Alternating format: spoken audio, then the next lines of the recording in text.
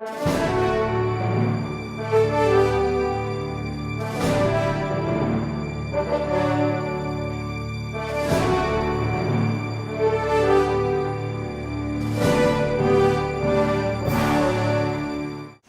an important race, the coroner's office, somebody that you really don't want to meet later in life. But it's an important office, and we have two candidates that are running for that.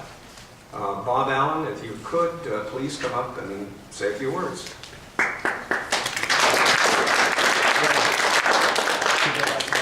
You can either have a hand mic or use it. Thank you for inviting me tonight. I appreciate it very much. You're being passed out some information that you obviously won't be able to read right before I speak, but I want to go through it with you real quick, and then you can take it home, or you can do whatever you want to with it, but it does give you some ideas about what we do. The first paper on the list of things is our staff. Monroe County Coroner's Office, as you know. I've been the coroner for 22 years. 20 years, 5 times I've been elected, and I was with the office also for 14 years as a deputy. We're on call 24/7, 365 days a year. Currently, the on-call part-time, and there is nobody else except the full-time, myself, Cindy Skripik, Chief Deputy, and Sparky Longdoor, and Ron Ike is the office manager. If you're on call tonight, which I am, but I don't get anything extra because that's included in my $53,000 salary, is $3 an hour. When you're on call, if you're called out, it's $15. Last year, 2012, just so you know, we had total pages of 794. Okay? This year already, in 2013, we're well ahead of that. This is what we do. Vacation, holidays, sick days, we don't really get those particular holidays. We have to cover 24/7. Second page, total amount of calls. Year to date, 832. There's a complete breakdown there of the total types of calls that we have.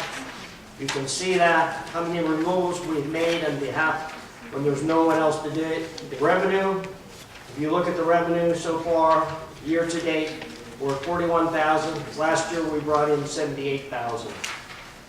2 years prior to when I was appointed as coroner was $13,280. As you can see, we've increased our revenue, which lowers our expenses. If you look at the next page, you see what we pay for an autopsy. $1,810, toxicology, average 300 and up. The body bag, obviously, which we use every time. If we make a removal, we use our own vehicles. We spend our own money on gas. That's refunded by the county at 56 cents per mile, and we get $150. We have a forensic software package that we put everything into.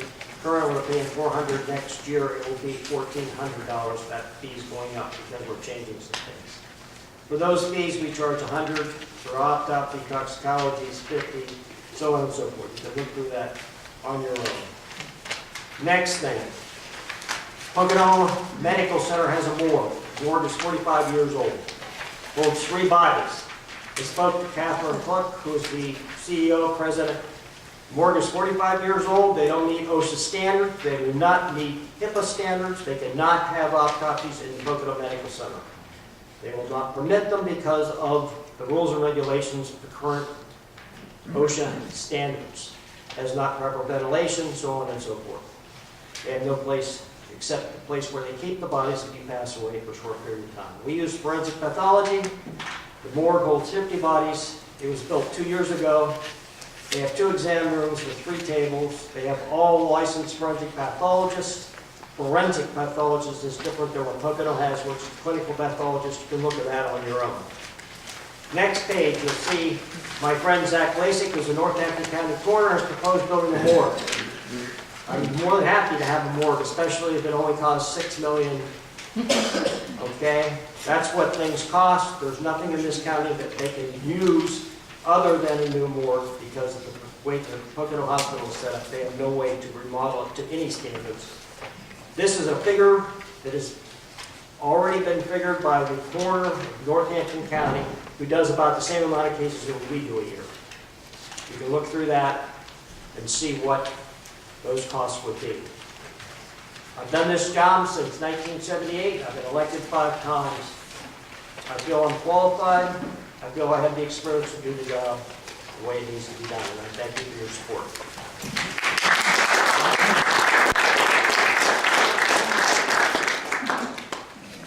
Thank you, Bob. You're welcome. Bob, this year has an opponent candidate, Tom Yanac. And Tom, if you would, come up and say a few words, please.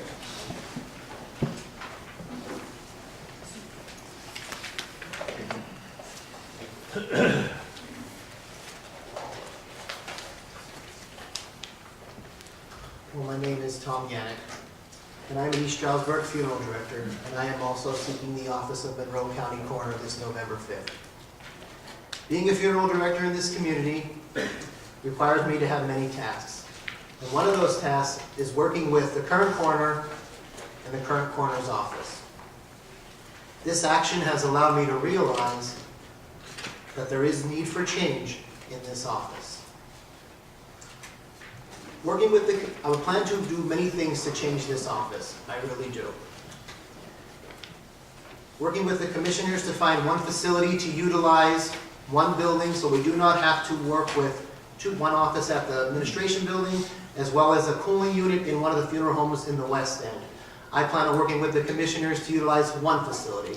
This action will save our tax dollars as well as stop us from moving bodies from one place to another. And that is another thing about the action of bringing our loved ones to Lehigh Valley Hospital for autopsy.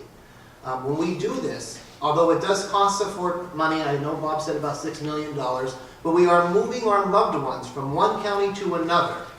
We need to find a way to keep our loved ones close, to keep our tax dollars close. Every time we move an individual from one place to another, there's a fee. These fees cost our taxpayers money. That is where the revenue is coming in that he speaks about when he says he's brought money into the county. Okay? I don't believe in doing that. We pay enough in revenue. We pay enough in taxes. I spent the summer talking with first responders around the county, and they tell me that there is a need for change as far as the response time to our deputy coroners and our coroners. They tell me that it could take up to 4 to 6 hours for a deputy coroner or a coroner to arrive on scene to a decedent individual. I think that that needs to change. These individuals, our first responders, are volunteers in our community. They need to get back to helping the living members of the community as well as getting back to their full-time jobs. They're giving up their time to help us out.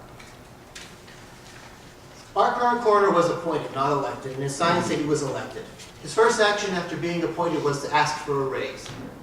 His second action was to hire his wife and his daughter. These are true statements. They are full-time deputies. They're listed on the sheets that he just, part-time deputies. They're listed on the sheets that he just handed out. Okay, Bob states that he sold the Lanterman and Allen Funeral Home to a large corporation. He did in fact do that, and I work for that corporation. I have been able to sit down and read the different articles that have been placed in the newspaper, and folks have said things like Bob's experience trumps my age. And they're right, but if that age, if that experience makes you treat people like a case log, like it's in those numbers that they just handed out, what good is it? These are our loved ones of our county. I personally work with the coroner's office on a day-to-day basis. We need to have some sort of compassion for our loved ones. And that's what I'm about. I'm about treating your family members like they're a person, not a number on a sheet of paper that he just handed out. My name is Tom Yanac, and I'm running for coroner, and I hope you remember me on November 5th. Thank you.